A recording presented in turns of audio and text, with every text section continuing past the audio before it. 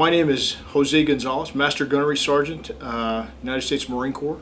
I work at MAGTF Training Directorate here at MAGTF Training Command, 29 Palms, California. Here at 29 Palms, typically the Marine Corps comes out here, has come out here for several decades to train service level training, to get its units to prepare for combat. And this is the best place to do it.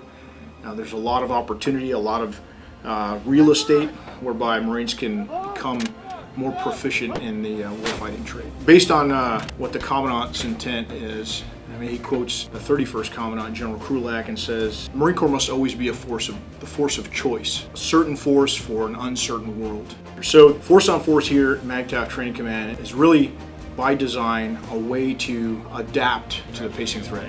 Speed of adaptation is really what the driving focus is, rather than to continue doing what was done in the past, which is essentially chase a standard, how you would measure Marines and the units, individual and collective type training.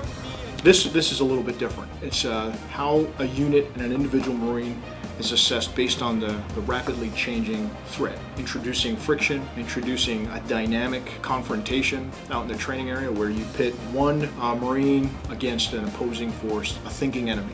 Best analogy that I can use is one that I've heard General Turner talk about. When it comes to force on force, think of it more like a sparring partner. Whereas if you're training for a match or a fight, if a boxer's training, the punching bag doesn't, and then a speed bag, they don't hit back, right? So you really can't gauge how effective you are as a fighter unless you go toe-to-toe with a thinking opponent. And so if you're a boxer, you want a sparring partner because they're going to force you to think through some of your defense and offense techniques and procedures. So basically, that's what we're installing here on board the Combat Center. What underscores the value of force-on-force training is just in the revelation that the commanders will have out in the training area as well as the Marines, and the contributions they can make. Mid-level staff, NCOs, and company-grade officers, in my mind, will probably influence a lot of the changes as we move into the future.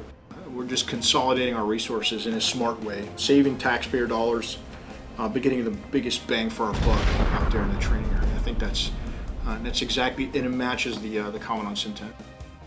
So, as far as taking care of Marines, this is the best way to do it. Marines are more inclined, in my mind, having grown up as one of the guys out there in the field having to do this. The more I can get out of the training, I think, and the more Marines can get out of this training, the better they'll be when they actually go forward and face a real enemy. This is a bloodless battle out here.